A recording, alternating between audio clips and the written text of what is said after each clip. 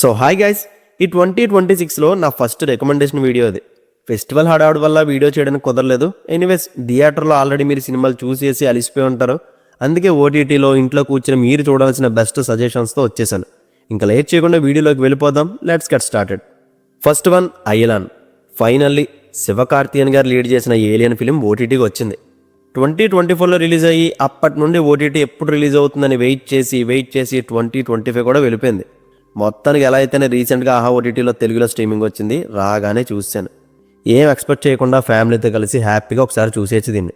వేరే గ్రహం నుంచి ఎర్త్ మీదకి వచ్చిన ఏలియన్తో మన హీరో కనెక్ట్ అవుతాడు. దాని విలన్స్ పట్టుకుందామంటే హీరో బాడిని అక్కడ కాపాడి తిరిగి వాళ్ళ ఇంటికి పంపించాలి. థీమ్ రెగ్యులర్గానే ఉంటుంది, సర్ప్రైజెస్ ఏమీ ఉండవు.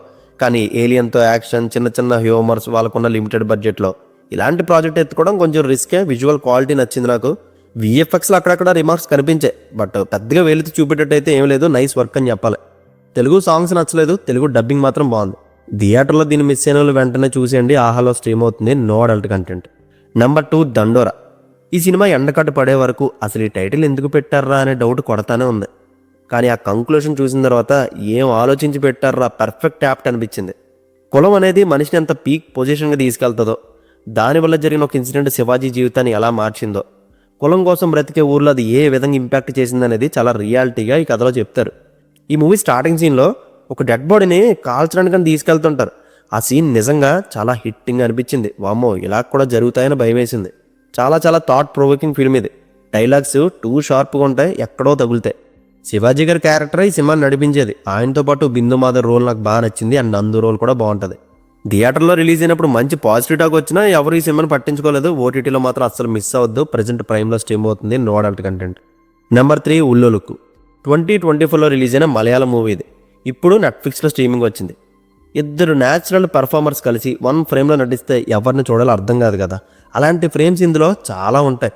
పార్వతి తిరువర్తు, సీనియర్ యాక్టర్ సూరజ్ గారు, వీళ్ళిద్దరి నటన ఒక సింపుల్ మిస్టరీ డ్రామాని 10 times ఎన్హాన్స్ చేస్తుంది. ఇద్దరు క్యారెక్టర్ ఆర్క్స్ కథతో పాటు గ్రాడ్యువల్గా పెరుగుతూనే ఉంటాయి. ప్యూర్ యాక్టింగ్ బేస్డ్ కాన్సెప్ట్ అనాలి. తన కొడుకు చనిపోయాక అత్త కోడల మధ్య హిడెన్ సీక్రెట్స్ రివీల్ అవుతాయి. మొదలవడం ఫ్యామిలీ డ్రామాలోనే స్టార్ట్ అవుతుంది. వెళ్ళే కొద్దీ కథలో మార్పులు జరిగి సస్పెన్స్లోకి వెళ్ళిపోద్ది. బట్ మిడ్ పాయింట్కి వచ్చేసరికి ఎమోషనల్ యాంగిల్కి షిఫ్ట్ అయిపోతారు. లవ్, రిలేషన్షిప్, ఉమెన్ ఫ్రీడమ్, వీటి మీద ఎక్కువ ఫోకస్ చేసి స్ట్రాంగ్ మెసేజ్ ఇవ్వడానికి ట్రై చేశారు. చాలా బాగా వర్కౌట్ అవుతుంది అది.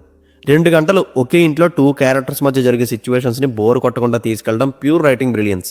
ఇది స్లో పేస్డ్ డ్రామా అయినా కూడా వీళ్ళ పరిస్థితులు మనల్ని వాళ్ళ జీవితంలోకి తీసుకెళ్ళిపోతాయి. 2 గంటలు ఒక ఇంటెన్సిటీ అయితే ఎక్స్పీరియన్స్ చేస్తారు. తెలుగులో లేదు, నెట్ఫ్లిక్స్లో స్ట్రీమ్ అవుతుంది. నెంబర్ 4, కానిస్టేబుల్ కనకం సీజన్ 2. వర్ష బొల్లమ్మ లీడ్ చేసిన ఈ థ్రిల్లర్ సీజన్ 1 ఏమో లాస్ట్ ఇయర్ ఆగస్టులో రిలీజ్ అయింది.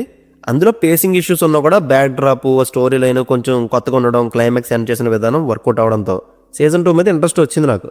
రీసెంట్గానే దీన్ని చూశాను. సీజన్ 1తో కంపేర్ చేస్తే ఈ సీజన్ 2 చాలా బెటర్ ఉంటుంది. సీజన్ 2 ప్రమోషన్ వేరీస్ చంద్రిక అని స్టార్ట్ చేసిన మ్యాక్సిమం కథ అసలు చంద్రిక పుట్టు పూర్వోత్తరాలు ఏంటి, తన కథలో ఉన్న మిస్టరీ ఏంటి అనే పాయింట్స్ మీద డ్రైవ్ అవుతుంది.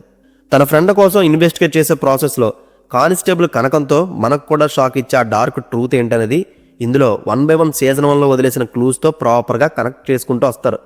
ఇదంతా చాలా నీట్గా జస్ట్ 4 episodes చూపించేస్తారు. ల్యాగ్ ఉందని ఆలోచించేలోపే సిరీస్ కంప్లీట్ అయిపోద్ది. దీనికి సీజన్ 3 కూడా ఉంది. ఆ ఎక్స్టెండ్ కోసమేనేమో అవసరాలు శ్రీనివాస్ గారిని ఇందులో అస్సలు చూపించకుండా నెక్స్ట్ సీజన్ కోసం దాపెట్టారు. క్లిఫ్ హ్యాంగర్ అయితే వర్క్ అయింది. Overall it's a good watch. Adult content ఏ ఉండదు. ఈటీవీ విన్లో స్ట్రీమ్ అవుతుంది. నెంబర్ 5, ఆజాదీ. ఇది ఒక ప్రెజెంట్ బ్రేక్ కాన్సెప్ట్. అంటే మర్డర్ చేసి జైలుకి వెళ్ళిన భార్యని తన భర్త అండ్ టీమ్ కలిసి ఎలా బయటికి తీసుకొచ్చారనేదే ప్లాట్. యాక్చువల్గా జైలు నుంచి తీసుకురారు, హాస్పిటల్ నుంచి తీసుకురావాలి. ఎందుకంటే వైఫ్ ప్రెగ్నెంట్. ఇదేం స్పాయిలర్ కాదు, కంగారు పడకండి. కథలో అన్ఎక్స్పెక్టెడ్ ట్విస్ట్ ఉంటుంది. పోలీసులకి హస్బెండ్కి మధ్య జరిగే రైవలరీ ఇది. స్టార్టింగ్ పాయింట్ నుంచి చివరి వరకు మొత్తం కథ అంతా హాస్పిటల్ చుట్టూనే తిరుగుతుంది. ఇందులో ప్రాపర్ హీరో అంటే ఎవ్వరూ కనిపించలేదు. సిచ్యువేషనే హీరో. ఆ సిచ్యువేషన్లో పోలీసులు కిడ్నాప్ని అడ్డుకున్నారా, వాళ్ళకి దొరకకుండా కిడ్నాపర్స్ వేసిన మాస్టర్ ప్లాన్ ఏంటనేది ప్రొసీడింగ్స్తో చూపిస్తారు. మొత్తం క్యారెక్టర్స్ ప్లే ఉంటుంది. ఒకనొక సిచ్యువేషన్లో హస్బెండ్ హెల్ప్లెస్ అయిపోతాడు. 1% కూడా తప్పించుకోవడానికి ఛాన్సే ఉండదు. కానీ ఎగ్జిక్యూషన్ ప్రాపర్గా ఫినిష్ చేస్తారు. ఎలా అనేది మూవీలో చూడాలి. ఓవరాల్గా బాగుంటుంది, ఇంట్రెస్టింగ్గానే వెళ్తుంది. కొన్ని లాజిక్స్ మాత్రం పక్కన పెట్టి చూడాలి.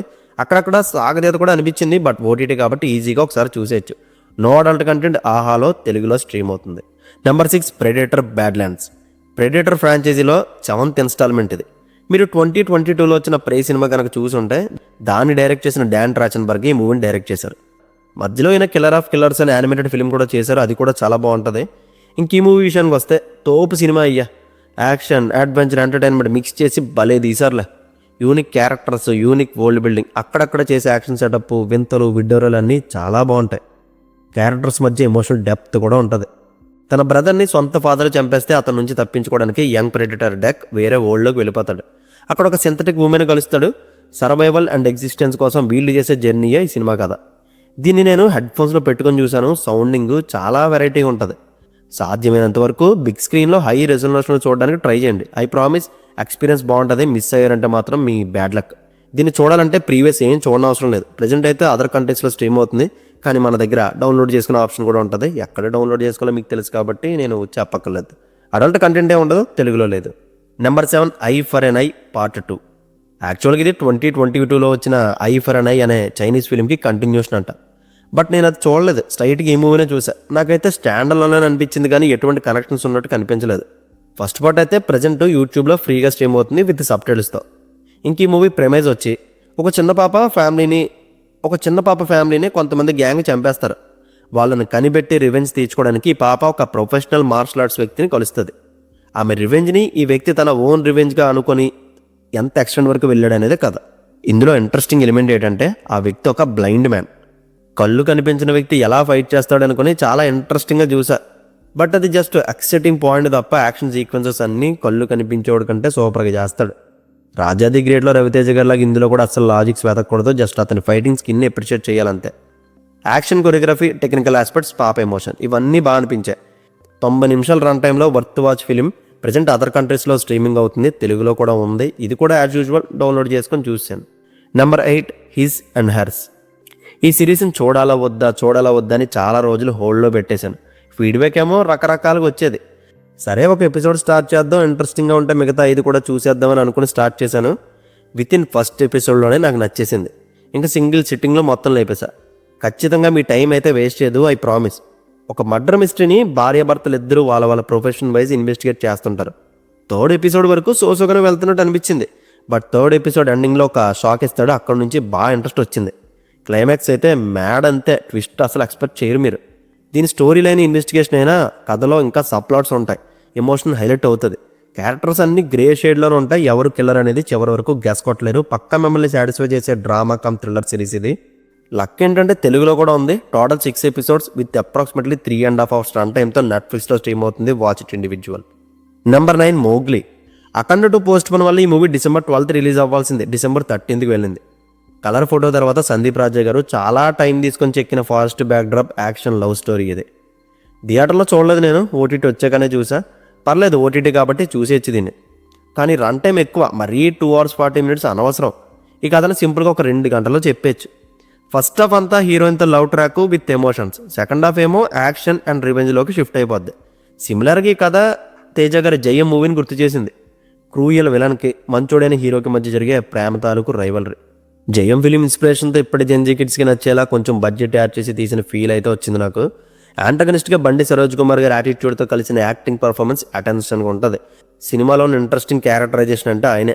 మళ్ళీ ఇంకెప్పుడు ఆయన ఇలాంటి రోల్సే చేయరంట, చేస్తే హీరోనే అంట. ఎనీవేస్ మూవీలో అడల్ట్ కంటెంటే ఉండదు ఎక్సెప్ట్ ఒక కిస్ సీన్ తప్పించి. అది కూడా ఇలా వచ్చి అలా వెళ్ళిపోద్ది. ప్రజెంట్ ఈటీవీలో స్ట్రీమ్ అవుతుంది. అండ్ వీటితో పాటు 100 meters అని నెట్ఫ్లిక్స్లో స్ట్రీమ్ అవుతున్న యానిమీ మూవీ కూడా చూడండి. హై లెవెల్ యానిమేషన్తో విజువల్ స్పెక్టాక్యులర్ ఇవ్వదు, కానీ సింపుల్గా ఒక రియలిస్టిక్ ఫీల్ అయితే ఇస్తుంది. ఈ కథ 2 100 meter స్ప్రింటర్స్ మధ్య సంబంధించింది. టోగీషో ఏమో naturally gifted runner, but Komiya hard worker. చిన్నతనంలో తోగేషో కొమియోకి మెంటర్లా కూడా ఉంటాడు. ఇయర్స్ పాస్ అవుతాయి, చివరిలో తోగేషో వర్సెస్ కొమియో స్టేజ్ సెట్ అవుతుంది. యాక్చువల్గా ఈ కథని చైల్డ్హుడ్ నుంచి ప్రొఫెషనల్ రన్నర్ అయ్యే పాయింట్ వరకు 3 stagesగా డివైడ్ చేసి చూపిస్తారు. మోర్ దాన్ రైవలరీ కన్నా వీళ్ళ internal struggles, fear and floss and emotion మీద ఎక్కువ ఫోకస్ ఉంటుంది. ఫుట్ రేస్ ఈవెంట్స్ అయితే ఎక్కువ ఎక్స్పెక్ట్ చేయొద్దు. 100 meters కదా, ఉత్తిన అయిపోద్ది, బట్ చూపించినంత వరకు రియల్ ఫీల్ వస్తుంది. మంచి టైంపాస్ ఫిలిం, జస్ట్ 100 minutes డ్యూరేషన్తో నెట్ఫ్లిక్స్లో స్ట్రీమ్ అవుతుంది, తెలుగులో లేదు. అండ్ ఫైనల్లీ ఈ 10 recommendations పాటు నేను ఆల్రెడీ రివ్యూ చేసిన మమ్ముట్టి గారి కలం కావల్ అండ్ ఈకో అని 2 మలయాళం ఫిల్మ్స్ కూడా చూడండి. వీటి గురించి ఫుల్ రివ్యూస్ కావాలంటే మన ఛానల్లో పెట్టాను, అండ్ డిస్క్రిప్షన్లో కూడా లింక్స్ ఇచ్చాను, చూసేయండి, don't miss it. So that's it guys. రీసెంట్గా ఓటీటీలో రిలీజ్ అయిన బోల్డ్ అంత స్టఫ్లో నా టాప్ లిస్ట్ ఇవే. ఇప్పుడే మీ వాచ్ లిస్ట్లో పెట్టేసుకొని 1 by 1 చూసేయండి. కంటెంట్ నచ్చితే లైక్ చేయండి. మరిన్ని ఇంట్రెస్టింగ్ సజెషన్స్తో మళ్ళీ కలుద్దాం. Take care friends and thank you.